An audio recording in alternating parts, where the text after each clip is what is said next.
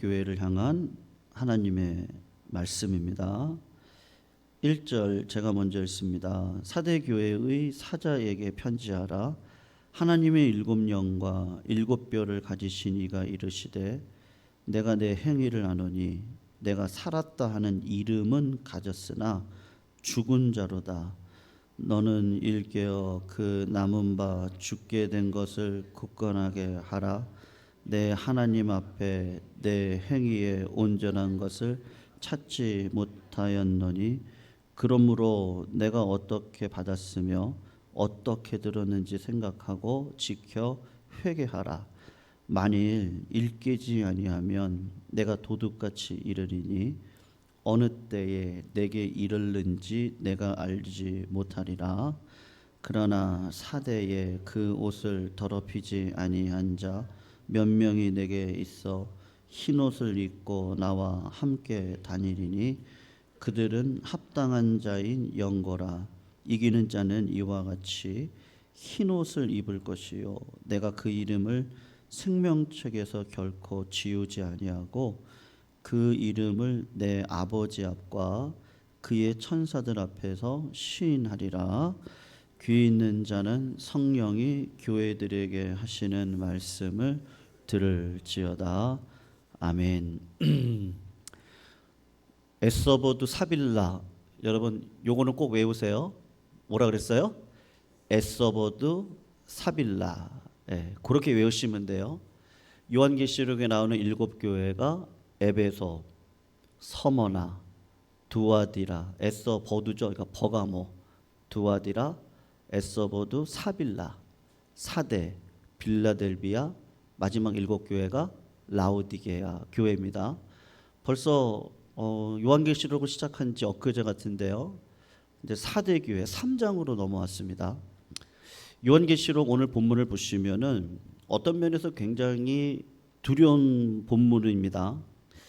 이 사대라고 하는 지역에 있는 사대 교회는요, 이렇게 외모적으로 보면 여러분 사람은 외모에 굉장히 약합니다. 맞죠?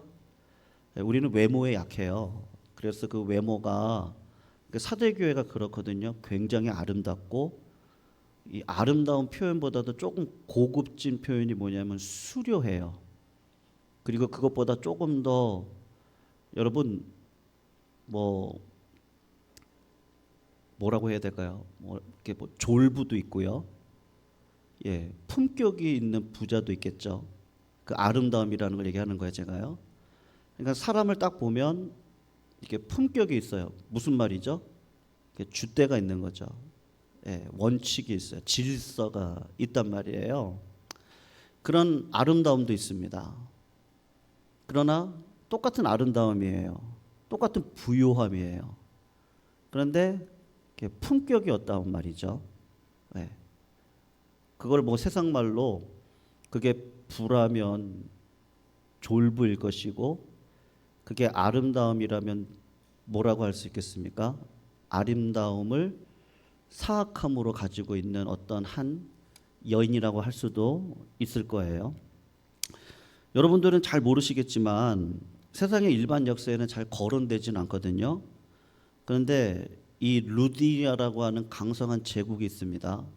그 제국이 지금의 이 튀르키예 터키 지방인데 이 지역 가운데 있는 4대 지역을 다스렸거든요. 그런데 그 루디아라고 하는 제국의 수도가 어디냐? 여러분 대한민국 수도는 어디예요? 서울이잖아요. 서울을 가면요. 얼마 전에 프랑스 여러분 그 세느강 아시죠? 똥물이에요. 가서 보시면요. 그렇게 풍경이 그렇게 좋지 않아요. 근데 그 프랑스 도시를 계획했던 분이 계시거든요. 프랑스를 가서 보시면 그 건물들이 이렇게 짝을 지고 있습니다. 그리고 절대 높지 않아요. 높은 게 뭐냐면 에펠탑이 높고요. 그리고 다 문화적인 공간 속에서 도시를 계획적으로 어디를 가면 또 그 문화를 만나고 또 어디를 가면 문화를 만나고 품격 있게 지어놨거든요. 근데 옛날에 강은 깨끗했겠죠. 근데 여러분 파리라는 도시가 굉장히 더러운 도시였거든요.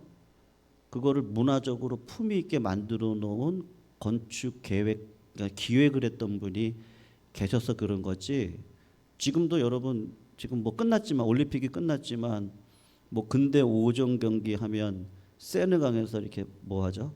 수영하잖아요. 수영하고 나오신 분들이 다 어떻게 하신지 아시죠? 다 막 토하고 막 콜라 마시고 막 그랬어요. 왜 그런지 아세요? 더러워서요.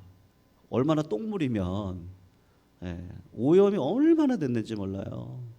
근데 그 강이 가지고 있는 어떤 아름다움이 있단 말이에요. 여러분 사람이 있는 곳에는 물이 있어야 되잖아요. 그게 상당히 중요한 거거든요. 근데 우리나라 대한민국 같은 그런 수도가 없어요. 그렇게 아름다운 수도가 없습니다. 뭐 미국의 시카고라든지 이런 데 가면 비견할 만하긴 하지만 우리나라 수도만큼 우리나라처럼 살기 좋은 나라가 없거든요. 그러니까 여러분 한 나라의 품격을 어떤 수도로 정할 때는 그 상징적인 의미가 있단 말이에요. 그러니까는 제가 왜 이런 말씀을 드리느냐 하면 루디아라고 하는 제국이 사대라는 지역을 수도로 세울 정도라면 얼마나 그 나라가 이 나라 가서 딱 봤을 때 이 나라의 품위가 이렇게 대단하구나 그런 것을 알 수 있지 않았겠냐 이거죠. 그 정도로 사대는 아름답고 부유하다를 넘어서 딱 보면은 품격이 있는 그런 도시란 말이에요. 그러니까 여러분들 사람들이 오면 어떤 마음을 갖겠어요? 굉장합니다. 이게 칭찬을 합니다. 그러니까 레퓨테이션, 평판이 굉장히 좋단 말입니다. 그래서 오늘 본문을 보시면 제가 한번 볼게요. 어디냐 한번 보세요. 몇 절이냐면요. 1절을 한번 보십시오. 거기 보시면은 네가 살았다 하는 이름을 가졌는데 어떤 자라 그러죠? 죽은 자다 이렇게 말씀을 하고 있습니다. 그러니까는 겉으로 보면은 굉장히 품격 있고 아름답고 평판 좋고 그리고 뭔가 이렇게 외모적으로 보면 이렇게 누를 수 있는 어떤 그런 모든 것들을 가지고 있다는 말이죠. 그러니까는 여기 살아 있다. 이게 영어 성경으로 보면은 생동감 있는 alive를 얘기를 하거든요. 그러니까 굉장히 그 도시를 가서 보면 굉장한 거예요. 막 사람들이 오고 갈 뿐만 아니라 젊은이들도 많고 여러분 그 사람들이 이렇게 다 품격이 있는 분들이 오셔가지고 모든 것들을 행하고 있단 말이죠. 그러니까 여러분 그런 도시에 그런 교회니까 성도님들이 어떻겠어요? 누가 봐도 부요하다. 성도님들이 다 그러셔요. 그런데 저렇게 겸손하네. 그렇게 비춰져요. 그리고 봉사도 저렇게 하시고, 교회가 교회됨으로써 뭐 아주 굉장하구나. 활기가 있고 힘이 있는 교회처럼 보이는 교회가 사도교회란 말입니다. 여러분, 근데 오늘 본문을 자세히 보시면 7교회가 있잖아요. 7교회의 중요한 패턴이 있습니다. 하나님께서 7교회의 사도 요한을 통해서 편지를 보낼 때 먼저 나오는 게 뭐예요? 칭찬이 나올까요? 책망이 나올까요? 칭찬이 먼저 나와요. 그러니까 칭찬을 하고 위로를 하는 거죠. 먼저 나쁜 것부터 얘기하면 실망하니까 이 사람이 이 교회가 그냥 낙심하고 두려워할까 봐 먼저 칭찬을 한단 말이에요. 그런데 그리고 난 다음에 책망을 하는데 사대교회만큼은 어떠냐 하면 칭찬이 하나도 나오지 않는 그런 교회란 말이에요. 그러니까는 사대교회를 향해서 지금 뭐라고 하는 거예요? 살아있는 것 같은데 이게 칭찬이 아니죠. 딱 보니까는 죽어있는 교회다. 그렇게 이야기를 한단 말이에요. 그러면 무슨 죄가 있길래 이 교회는 죽어있는 교회처럼 보일까? 그러면은 다른 교회들 여러분 에베소 교회는 뭐를 잃어버렸다 그랬어요? 진리는 강성한데 첫사랑을 잃어버린 교회란 말이죠. 그리고 서머나 교회는 고난으로 칭찬받는 교회였고 버가모 교회는 또 칭찬이 있었지만 어떤 약점이 있었어요. 발람의 교훈을 따라요. 니골라당의 교훈을 따라서 이중적인 신앙생활을 하는 걸 정확하게 지적을 했단 말이죠. 두아디라 같은 교회는 성도님들이 착하고 좋아요. 사랑이 풍부해요. 그런데 이세벨 같은 거짓 선지자들을 받아들이는 일에 용납을 너무 잘하는 거예요. 그런 모든 것들이 있었단 말이죠. 근데 사대교회는 그런 게 없어요. 어떤 뭐 구체적으로 요것 때문에 내가 너를 책망한다 그런 말은 없단 말이죠.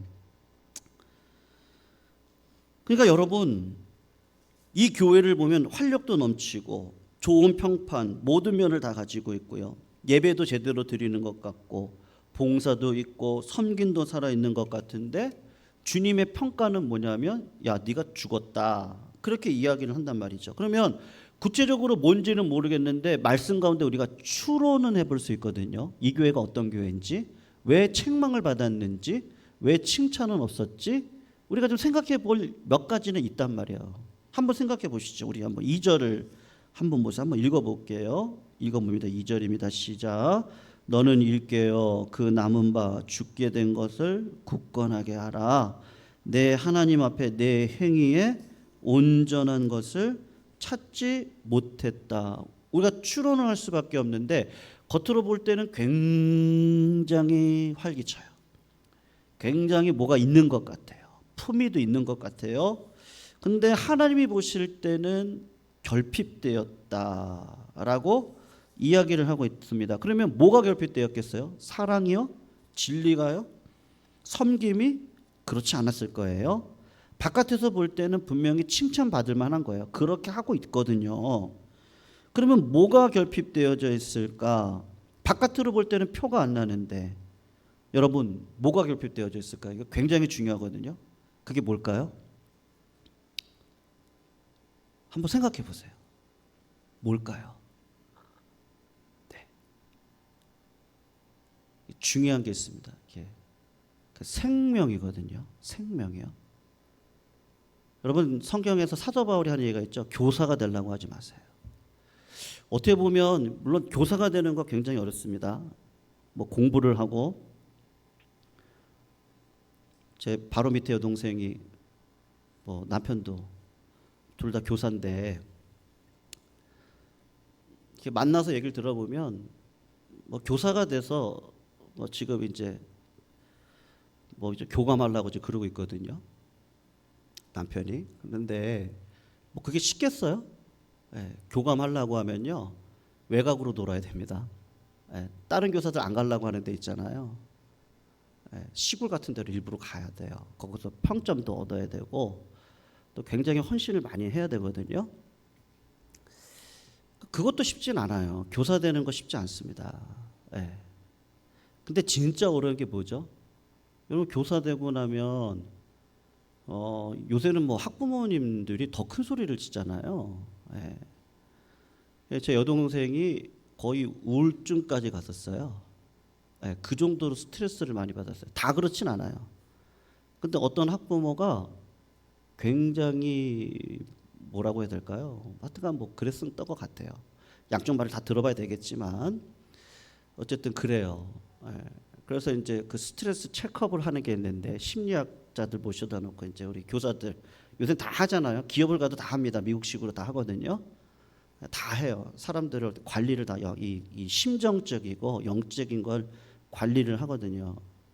근데 뭐 1000점 만점이면 900 몇 점이 나왔어요. 그러니까 굉장히 치료가 요하는 거예요. 예. 여러분 가르치는 거로 끝나나요 교사가? 그렇지 않거든요. 예. 가르치는 거 이상으로 중요한 게 뭐죠? 그 아이들의 미래를 바라보고요. 그냥 뭐 가르칠 수 있어요. 뭐 나는 잘한다 할 수 있어요. 나는 가르치는 거 잘해. 그렇게 할 수 있죠. 근데 어떻게 해야 돼요? 중요한 건 뭐예요? 예, 교사분들이 생명이 없다는 얘기 아니에요. 제가 일부러 제 동생 예를 든 거예요. 그래서 예, 교사는 어떻게 보면 할 수 있어요. 근데 뭐가 어려워요? 사도 바울이 하는 얘기가 뭐죠? 교사가 되려고 하지 말고 아비가 되라. 이건 굉장히 어려운 거예요. 생명을 낳는 사역은요 굉장히 어렵습니다. 예, 내가 그 아이들을 향하여서 이건 드러나게 되어져 있어요. 예, 생명을 낳기 때문에 한 명 한 명을 놓고 뭐라고 해야 될까요? 관심이겠죠. 애정이겠죠.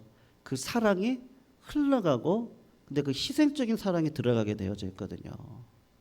예, 생명을 낳는다는 건 굉장히 어렵단 말이에요. 겉으로 볼 때 똑같아요. 다 똑같아요. 근데 여기 추측을 해보면 온전하지 않았다. 뭔가 활기차고 뭔가 레퓨테이션 평판이 다 좋은데 이 교회가 지금 없는 게 뭘까 생각을 해보면 생명을 낳지는 못한단 말이에요. 네.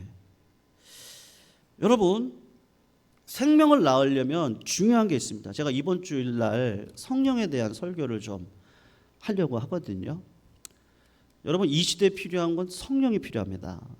예, 다 똑똑해요. 예, 다 알아요. 뭐 인터넷이 있고 유튜버가 있으니까요.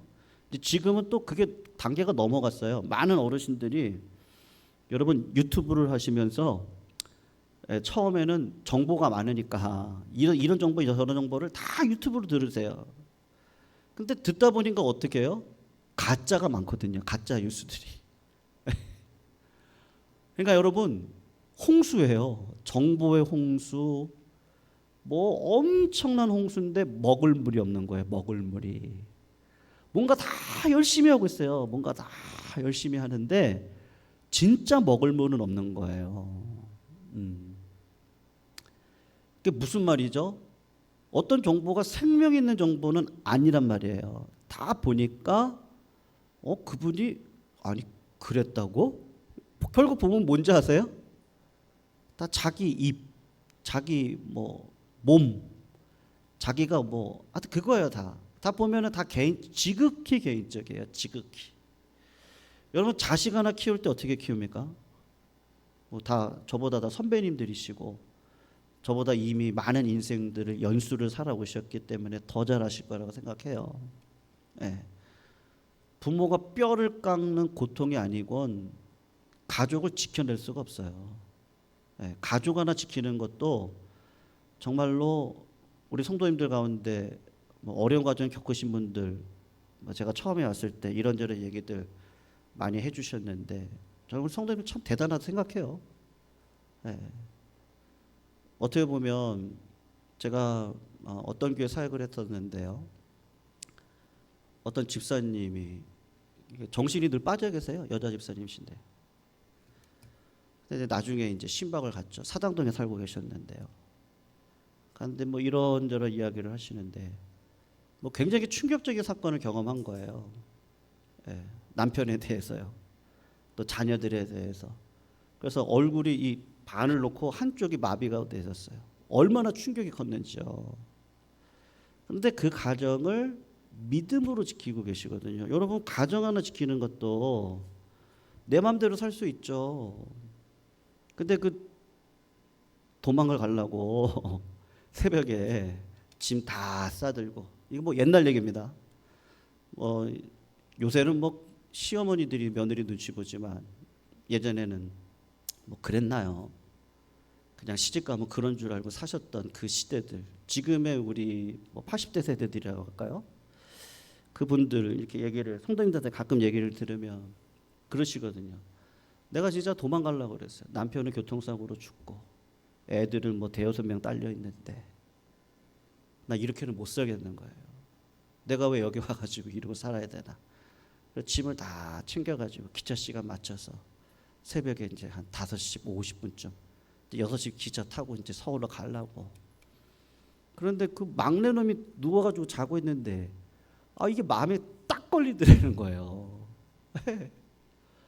그 놈을 보는데 내가 이러면 안 되지. 정신 차려야지.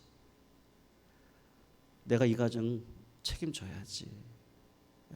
평생을 결혼도 안 하고 그렇게 살아온 권사님이 계시거든요. 여러분 생명을 낳는다는 건 그렇게 힘이 든 거예요. 그렇게 뭐 다 아시지만 제가 그냥 강단의 선포자로 그렇게 얘기할 뿐이에요. 그냥 그렇게 들으세요. 근데 그냥 그렇게 어려운 거예요. 힘들어요. 생명을 낳는다는 건 굉장히 어려운 일이에요. 예. 다 그 피눈물 하나님만이 보실 수밖에 없는 눈물을 흘리고 우리가 살아간단 말이죠. 하나님과의 사명도 마찬가지예요. 여러분, 내가 원하는 길을 다 가나요? 어떠세요? 네. 할 수 있으면 뭐 더 떵떵거리는 교회 갈 수도 있지 않겠어요? 예를 들면요, 브랜드 있는 교회요 라든지, 뭐 여러 가지들을 다 할 수 있죠. 우리가 다 할 수 있어요. 다 모든 걸 다 할 수 있단 말이죠. 근데 하나님께서 우리들에게 주신 자리들이 있단 말이에요. 그건 굉장히 중요한 거예요. 내가 선택한 것 같지만 이 가정 내가 선택한 거 아니에요. 교회도 마찬가지예요. 여러분, 자식을 뭐 내가 뭐 이런 자식 낳고 싶어서 낳습니까? 그렇지 않아요. 그렇지 않거든요. 모든 일이 다 하나님의 섭리 안에 있습니다. 아멘? 섭리 안에 있어요. 우리는 이미 모든 것들을, 그런 것들 이미 다 뛰어넘어야 돼요. 뭐 그런 거 이미 고민할 단계 넘어서야 돼요. 이미 하나님이 나에게 주신 그 섭리 안에 들어가 나에게 주신 자리가 있어요. 근데 하나님께 시선을 두면 하나님이 반드시 나를 어디로 인도하시죠? 생명을 낳는 자리로 인도하시단 말이에요. 여러분, 그 생명을 낳는 자리, 여러분 어머니로서 얼마나 많은 눈물이 있어요. 얼마나 많은 고민이 있어요. 얼마나 많은 한숨이 있어요. 아비로서 얼마나 많은 남들의 고민이 있겠어요. 자식들한테 얘기할 수 없어요. 그렇다고 누구한테 얘기 못해요. 왜냐면 내 가정 내가 책임져야죠. 이런 얘기 해봤자 남들이 무시나 해요. 말할 수 없는 고통들이 있단 말이죠. 그걸 가지고 어떻게 하는 거예요? 내가 진단 말이죠. 지는 거예요. 근데 이거를 그냥 하는 척은 할 수 있어요. 왜냐하면 능력이 있을 수 있으니까. 근데 여러분, 이 인생이라는 것이 뭐 그렇게 만만하던가요? 성도님들, 그 사역이라는 게 그렇고 가정에서의 부모의 삶이 그렇고요.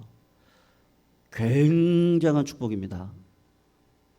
그런데 굉장한 심판일 수 있어요. 왜요? 내가 어떻게 살아왔는지는 반드시 결산할 때가 있거든요. 내가 지금은 편하게 지낼 수 있어요. 근데 여러분, 시간이 지나면 어떻게 되죠? 다 드러나요. 다. 전부 다 드러나게 돼 있어요. 전부 다. 진짜 내가 신실하게 살아왔는지, 우리 부모가 정말로 하나님 앞에서 두려움을 갖고 살았는지, 아니면 꽁으로 살았는지 자식들이 처음에는 오해하죠. 근데 세월이 흘러서 부모님이 살아왔던 그 결과를 놓고 봤을 때 자식이 가질 수 있는 부모에 대한 경외감이 있거든요. 왜요? 하면 우리 부모가 어떻게 한 거예요? 희생했어요. 믿음 안에서 원칙이 있어요. 그걸 뿌렸어요. 뿌린 거에 대한 열매가 있단 말이에요. 그거를 잠깐은 감출 수 있어요. 잠깐은요. 비유도 맞출 수 있어요. 그러나 열매는 드러나게 되어 있잖아요. 그래서 갈라디아서 보면 무슨 말씀이 있죠? 하나님을 만홀히 여기지 말아라. 네가 무엇으로 심든지 그대로 거두리라. 육신을 위해서 심는 자는 육신의 것을 거둘 것이고 성령의 것을 심는 자는 성령의 열매를 거둘 것이다. 그렇게 이 말씀을 하고 계시잖아요. 여러분, 미우라 아야코라고 하는 일본의 유명한 작가가 있습니다. 그분은 세상적으로 보면 굉장히 그냥 포기해야 될 상황이에요. 그분의 삶은 그래요. 그분의 육신을 보면 그래요. 뭐 하나 제대로 뭐가 갖춰진 게 없어요. 근데 이분에게 있는 게 뭔지 아세요? 그럼에도 불구하고 하루하루를 하나님을 의지하고 믿음으로 사셨거든요. 이분이 작가가 되셨어요. 고난을 믿음 안에 들어가 승화를 시키는 거예요. 그 시선을 어디다 두는 거예요? 나에 대한 그 육신의 어려움에다 두면 맨날 원망과 불평뿐이죠. 근데 그 시선을 여기다가 두지 않고 나를 이 땅 가운데 이렇게 태어나게 하신 하나님의 섭리 가운데 눈을 두고, 하나님이 오늘도 나에게 원하시는 게 뭐지? 굉장히 힘들죠. 사람들의 시선이 있죠. 내 현실은 어때요? 힘이 없잖아요. 내 현실은 어때요? 아프잖아요. 내 현실은 어때요? 손 하나 까딱할 수 없는 사람이에요. 그런데 어떻게 하는 거예요? 하나님이 나에게 두신 비전을 보고 꿈을 갖고 늘 시선을 하나님 앞에 두니까 그 하나님이 뭐를 줘요? 성령을 주는 거예요. 네. 여러분 신앙생활하면서 성령은 굉장히 중요한 겁니다. 포션으로 따지면 거의 99.9%라고 말할 수 있어요.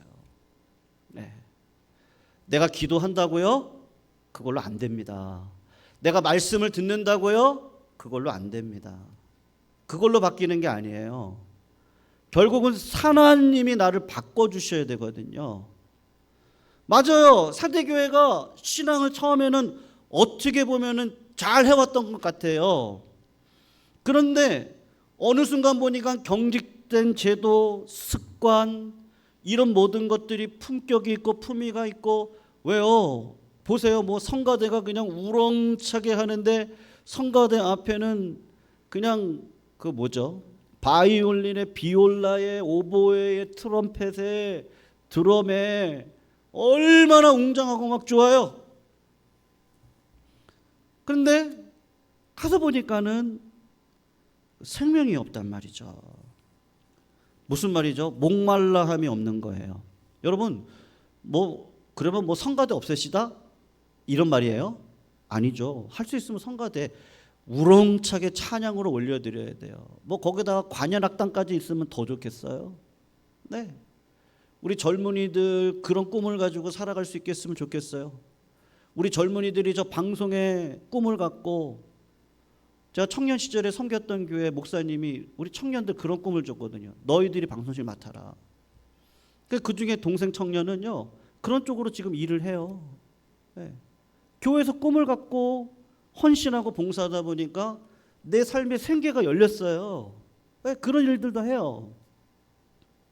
그렇게 해서 생명을 낳고 그래야 되는데 그러면 좋죠. 네. 제가 없애자 이런 이야기가 아니라 모든 것들이 다 중요한데 그 안에 뭐가 들어가 있어야 되는 거예요? 생명이 들어가 있어야 되는 거죠. 기도를 많이 하는 건 너무 중요합니다. 근데 여러분 관계를 통해서 반드시 드러나게 되어 있거든요. 내가 하나님을 사랑하면 하나님을 사랑한 증거가 뭐로 드러나요? 이웃과의 관계 속에서 드러나거든요. 네, 질서 안에서 드러나는 거예요. 그런데 바리새인들의 특징이 뭐예요? 복 받았대요. 맞아요. 어느 누가 보더라도 그분들은 품격 있는 분이에요. 부유하신 분이에요. 봉사하시는 분들이에요. 교회를 세우신 분들이에요. 다 좋아요. 그런데 바리새인들이 예수님 앞에 꾸중받았던 이유가 뭐예요? 뭐죠? 생명은 없어요. 그냥 나 하나 복 받았어요. 그리고 이거 자랑하고 다녀요. 하나님께서 원하시는 건 뭐예요? 마음을 다하고 힘을 다하고 정성을 다하여 주 너의 하나님을 사랑하라. 그리고 내 이웃을 내 몸같이 사랑하라. 네. 이웃과의 관계 속에 생명을 나누는 사역을 해야죠. 이방인이라고 무시하면 안 되죠. 창렬하고 죄인이라고 점 찍으면 안 되죠. 하나님은 상한 갈대를 꺾지 아니하시는 분이신데 그걸 왜 내가 꺾냐고요. 왜 내가 판단하냐고요. 바리새인들이 그렇게 하는 거예요. 겉으로 보면 어때요? 굉장히 품위가 있죠. 여러분들. 그러니까 여러분 오늘 살았다 하는데 근데 뭐라고요? 죽었다. 이렇게 말을 하고 있는 것이죠. 성도님들, 인형이 아무리 예뻐도 아기와 비교할 수 있습니까? 그 아기가 태어나서 그 아기가 나를 보고 빵긋 웃을 때, 그 아이가 생명을 갖고 나를 향해 달려올 때 그것을 어떻게 인형과 비교할 수 있겠습니까? 이유는 뭐예요? 중요한 건데요. 누가 낳은 생명이요? 내가 낳은 생명이죠. 내가 낳아야 돼요. 내가 낳아야 됩니다. 2절을 한번 보시면 너는 일깨어, 하나님이 이렇게 얘기하세요. 그런 그 단점을 가지고 있고 책망받을 사대교회를 향해서 솔루션을 주는데 뭐라고 얘기하냐면 그 남은 바 죽게 된 것을 어떻게 하라고요? 굳건하게 해라. 이렇게 말씀을 하고 있어요. 여러분, 이게 무슨 말인가요? 나쁜 상태인데도 어때요? 여전히 생명이 있죠. 여러분, 그 농사해 보시면 알죠? 그 옥수수요. 옥수수 그거 먹지 않고 말렸다가 그거 그대로 이렇게 다 까가지고요. 그리고 그 다음에 봄에 심으면 어떻게 돼요? 나잖아요. 맞죠? 콩도 어때요? 다 말려놔요. 근데 그거 가지고 땅에다가 심으면 어떻게 되죠? 납니다. 그러니까 여전히 이 교회에 뭐가 있는 거예요? 생명은 있는 거라니까요. 그거를 낳아야 되는 거죠. 이번 프랑스 파리 올림픽을 보면서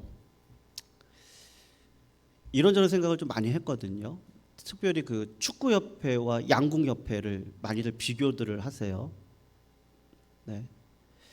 그 양궁협회에 그 이끌고 있는 수장이 있는데요. 그분은 그 양궁협회 그 선수들한테 그렇게 얘기를 했어요. 여러분, 양궁협회는요 학연이 없어요. 지연이 없어요. 네, 그냥 오직 실력이에요. 네, 그냥 냉혹해요. 네, 자격이 없으면 떨어뜨려요. 여러분, 사랑의 또 다른 단면입니다. 사랑은 무조건 용납하지 않아요. 자격이 없으면 안 돼요. 그 자격만큼 내가 노력을 해야 돼요. 그렇거든요. 이거는 실력을 가지고 올라온 딱 그런 선수들이에요. 그런 선수들한테 그 양궁협회 회장이 이렇게 얘기를 했어요. 뭐라고 얘기했냐면, 여러분들은 최선을 다해서 여기까지 올라온 사람입니다. 무슨 말이에요? 여러분들은 정말로 생명을 낳기 위해서 최선을 다했어요. 근데 여러분, 더 중요한 거 있습니다. 그분이 하는 말, 1등 안 해도 돼요. 네. 여러분, 1등이 뭐가 중요해요? 그건 잠시 지나가는 거죠. 잠시 남들보다 내가 비교 우위에 있는 만족을 누릴 뿐이지, 그거 지나가면 또 허무가 찾아오거든요. 참 저는 그분을 다시 봤어요. 근데 그렇게 얘기를 하더라고요. 여러분, 1등 못했다고 슬퍼하지 마세요. 그것보다 더 중요한 게 있습니다. 스포츠 정신입니다. 여러분들은 이미 이 나라에서 1등으로 뽑히신 분들입니다. 그러면서 하는 얘기가 뭔지 아세요? 품위를 지켜주세요. 품격 있는 인생을 삽시다. 그게 스포츠 정신입니다. 울고불고 하지 말라는 거죠. 인간사 누구 붙들지 말라는 거죠. 예. 나는 이미 하나님의 자녀죠. 그러니까 기뻐합시다. 예. 쉬지 말고 기도합시다. 범사에 감사합시다. 예. 그냥 쉽게 원망하지 마세요. 이미 여러분들은 하나님의 자녀예요. 하나님께서 주신 비전이 있어요. 사람 의지하려고 하지 마세요. 하나님만 보세요. 예. 생명은 하나님께로부터 오는 거예요. 그리고 내 안에 있는 영적인 실력을 기르셔야 되는 거예요. 그 실력은 뭐로 드러난다고요? 살려야죠. 그냥 뭐 먹을까 입을까 마실까 그런 걸로 잠깐 넘어가는 거, 그거 나중에 다 드러납니다. 네, 다 드러나요. 하나님을 의지했는지 안 의지했는지, 그냥 편하게 그냥 뭐 하려고 하는지, 아니면 진짜 예수 그리스도를 쫓아서 군중이 아니고 제자로서의 삶을 살아가는지. 사대교회 특징이 뭐예요? 네, 그냥 그 팬이에요. 팬 알죠? 팬은 내가 이 사람 좋았다가 이 사람이 나한테 별 유익이 없으면 이 사람으로 바꿀 수 있는 거예요. 팬이냐 제자냐는 책도 있어요. 한번 읽어보신 분들도 계실 텐데, 오래전 책이거든요. 제자는 어떻게 하죠? 제자는 생명을 낳기 위해서 오늘도 주님께만 시선을 두고 믿음으로 살아가는 것이죠. 여러분, 오늘 마지막 한번 보십시다. 4절입니다. 그러나 사대에 있는 그 옷을 더럽히지 아니한 자 몇 명이 내게 있어. 무슨 옷을 입었다 그래요? 흰 옷을 입고 나와 함께 다니리니 그들은 뭐라고 그러죠? 합당하다. 앞에 온전에 대한 얘기가 있었죠. 온전한 것을 찾지 못했는데 하나님이 보시니까 딱 마음에 어떤 자예요? 합한 자다. 왜 그렇겠어요? 여러분?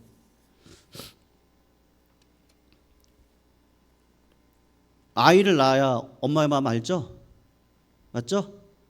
내가 미역국 먹으면서 애 낳고 미역국 먹으면서 야 우리 엄마가 나를 이렇게 낳겠구나. 예. 애들이 막 문 꽝 닫고 나갈 때 나도 그랬잖아요. 사춘기 때 나를 왜 나가지고 그래요? 막 죽고 싶다 그러고 막. 아이고 우리 엄마가 나를 이렇게 키웠지. 그 길을 그대로 가다 보면 알아요. 그러니까 여러분 내가 그 길을 걸어가면 그 길이 보이니까 그 길을 걸어가는 사람이 또 보여요. 예수님이 보실 때 누구를 마음에 합한 자로 보시겠어요? 나같이 삶을 살아온 자들. 네, 나같이. 내가 생명을 낳기 위해서 나 충분히 뭐 도망갈 수도 있어요. 충분히 인간적으로 살 수도 있어요. 근데 하나님 앞에 와가지고 가만히 기도를 하면 야 네가 져라 네가 져. 응? 참아라야. 기도해라야. 하나님 내가 왜 집니까? 생명 나야지. 그러면요 일하는 게 틀려져요. 담배 공짜 하나 주어도 감사한 마음으로 해요. 이까짓 거 아무것도 아니에요. 왜요? 내 자식들이 이제 앞으로 잘 클 건데요. 우리 교회 다음 세대들이 막 세워질 건데요. 우리 성도님들 복 받을 건데요. 우리 성도님들 치유의 은혜가 있을 건데요. 성도님들 사업마다 문이 열릴 건데요. 직장에서 어려움은 사라질 건데요. 네, 수만 가지 복들이 임할 건데 뭐가 문제예요? 아무 문제가 안 되는 거예요. 그 생명 말이에요. 여러분 눈이 바뀌시는 거죠. 근데 사대교회는 어떤 거예요? 레퓨테이션, 평판은 있어요. 네, 다 잘한대요. 근데 하나님 볼 때는 뭘 못하는 거예요? 아니 애는 못 낳네. 야 애 낳아야지. 야 생명 낳아야지. 겉만 번들어하면 뭐하니. 생명 낳자. 이건 진짜 중요한 문제거든요. 그러니까 칭찬이 없는 거예요. 생명을 못 낳는데요. 무슨 칭찬이 있겠어요. 우리 같이 390장 찬양합니다. 예수가 거느리시니. 390장입니다. 예수가 거느리시니 시험이 오나 보겠네.